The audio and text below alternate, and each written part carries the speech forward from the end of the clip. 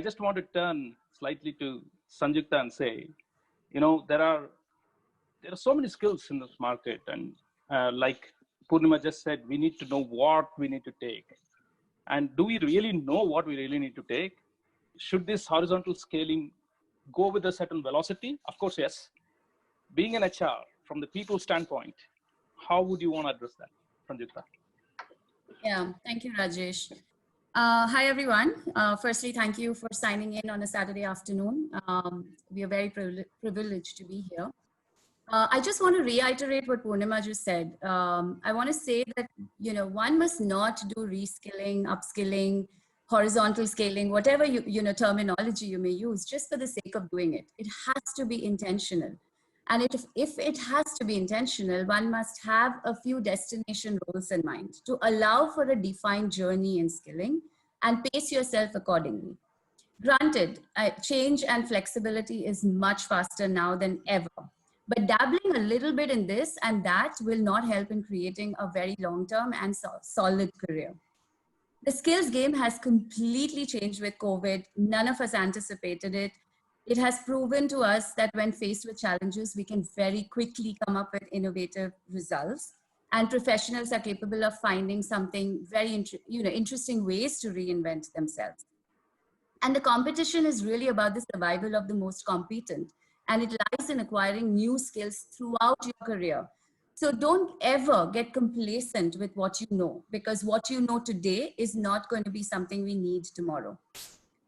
In a recent study, which I read by Gartner, it has been said that 20% of the current skills will expire within the next 3 years. And 39% of our current skills are still new and evolving.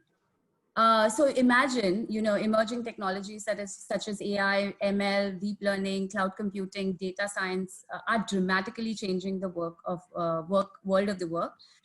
And so much so that a third of the desired core skill sets of most occupations will look to change every 5 years.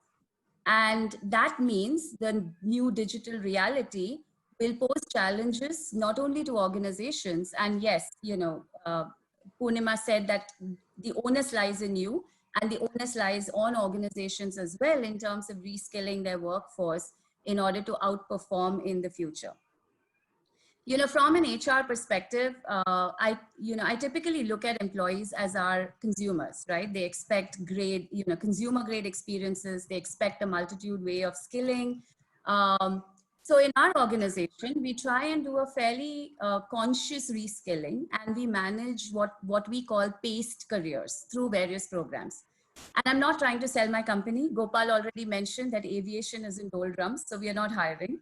But I'd still like to mention how we've got to survive, and we've got to come out stronger on the other end after all this is passed. The first thing we look at as we look at our employee base is no one size fits all. So we have curated training programs, which is a combination of classroom, app-based, on-demand, gamification, plus an extremely robust complementary higher education program, which consciously reskills our workforce, ensuring that our talent pipeline is always ready for the future. Then we have programs at various levels. So the first program is at the top, which is at the leadership level. And the leaders, it's not like they've reached a specific level and that's the end of learning.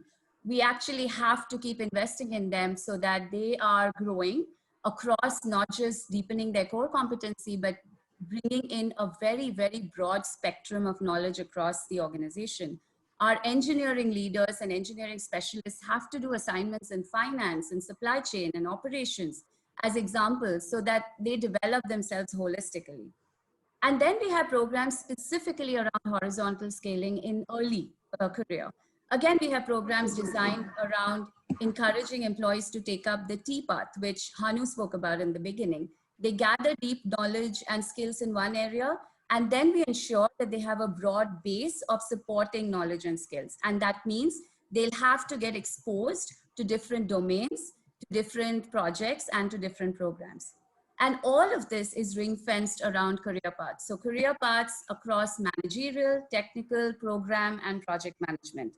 And we we absolutely try and encourage employees to seamlessly move across these paths so that individuals are not stuck and only looking at vertical growth, which, Gopal was talking about. That's passé. And for that, all of you, all the employees have to be extremely flexible and open to getting out of their comfort zone. While I don't want to digress, I want to also mention that don't look at skills only from a technical and functional perspective. Our discussion is definitely focused and centered around it.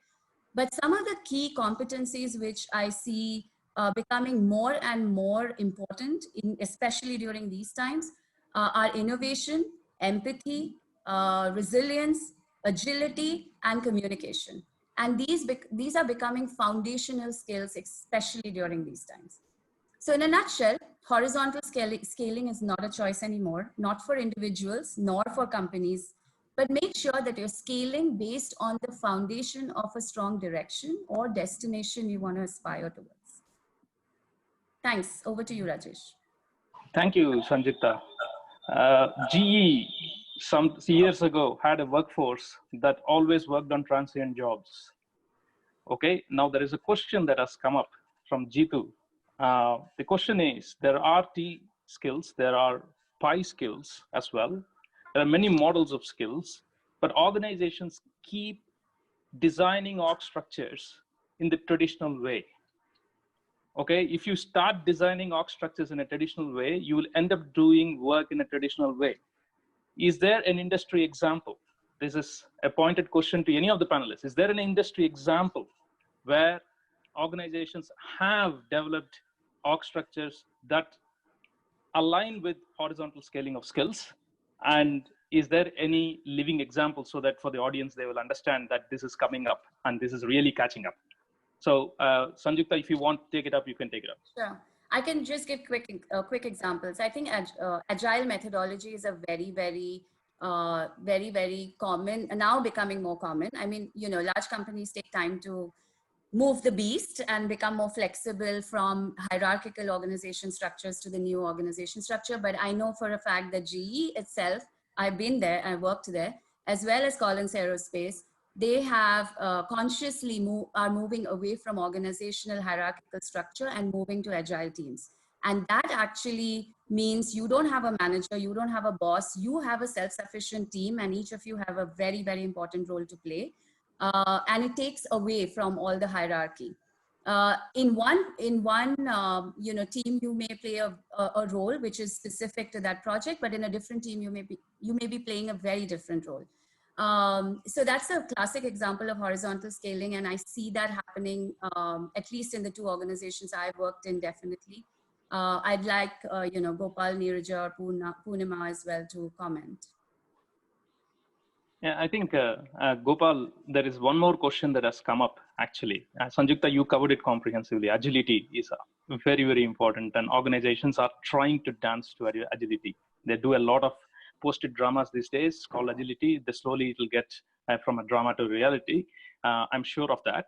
So I think, Gopal, there is one more question that has come up, pretty interesting question. Many people start doing certifications and courses primarily because of peer pressure. Is peer pressure forcing you to do this?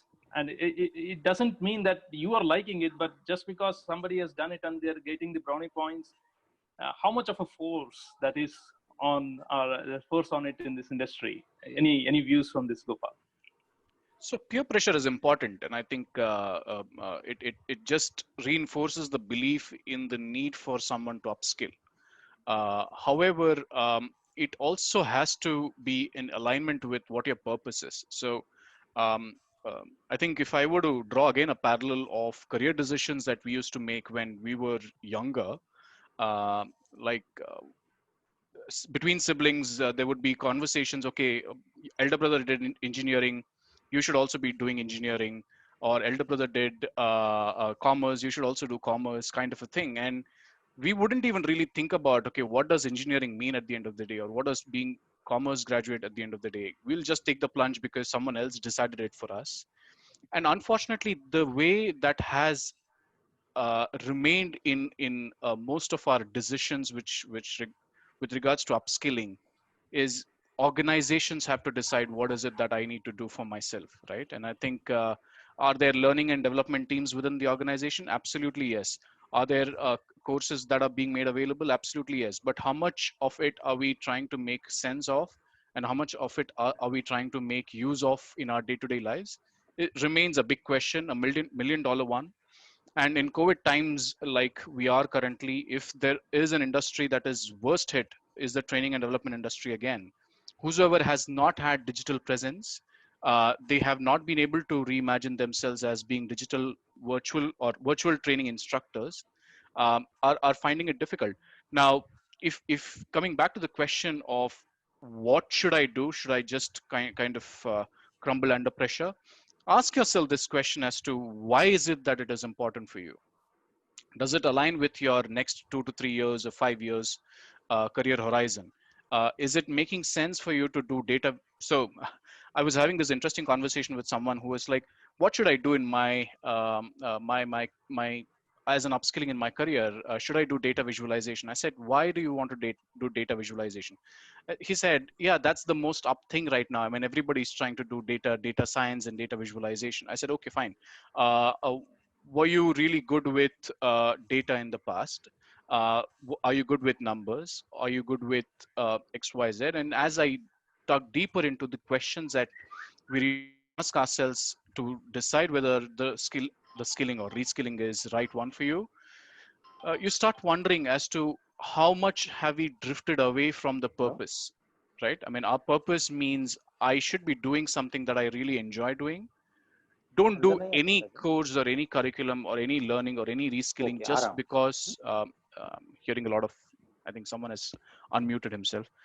Don't do something just because someone else is doing it for themselves. Ask yourself, does it align with your purpose?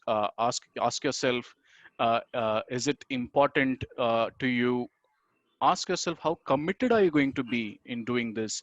A lot of times what happens is, and classic example is all the e-learnings. We enroll, we do 2 sessions and leave it midway.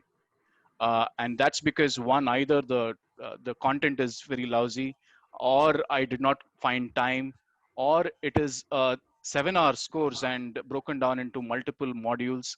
I just didn't have the patience to be able to complete that.